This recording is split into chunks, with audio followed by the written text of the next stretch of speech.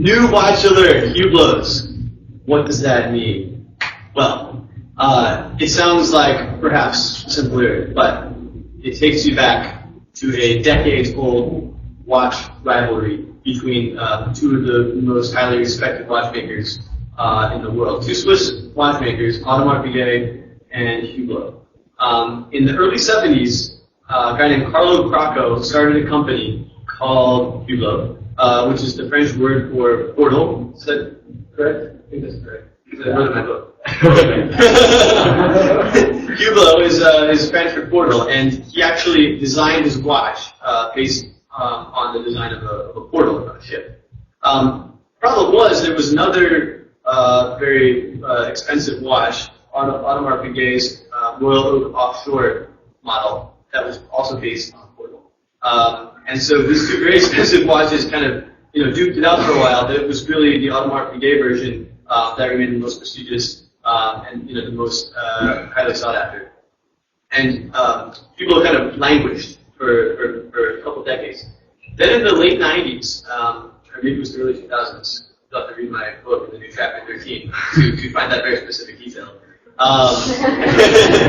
Crocco sold his company and brought on a new guy named Jean-Claude Biver to be the CEO.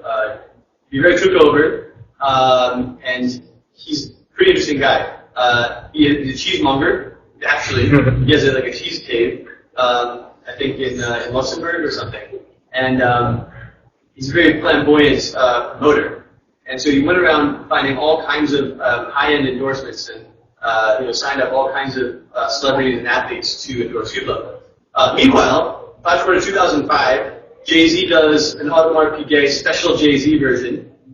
They made a limited edition run, and it had his name on the back, this whole kind of thing. Jay-Z was rapping a lot about Audemars Piguet at the time. This guy, Jean-Claude Biver, sees all of the action between Jay-Z and Audemars.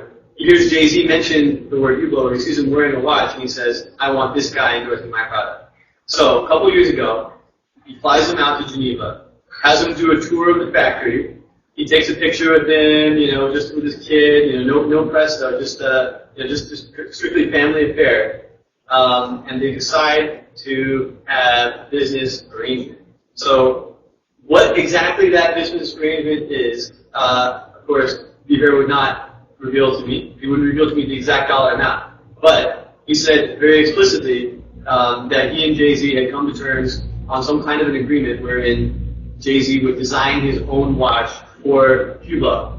The reason being, he said, he didn't want to do just a straight-off endorsement deal because Jay-Z was a tastemaker. Jay-Z was somebody for whom it was more than just throw some money at him and he'll shout out your watch. He's going to give you some kind of equity stake, some kind of back-end deal, probably in the 7-figure range.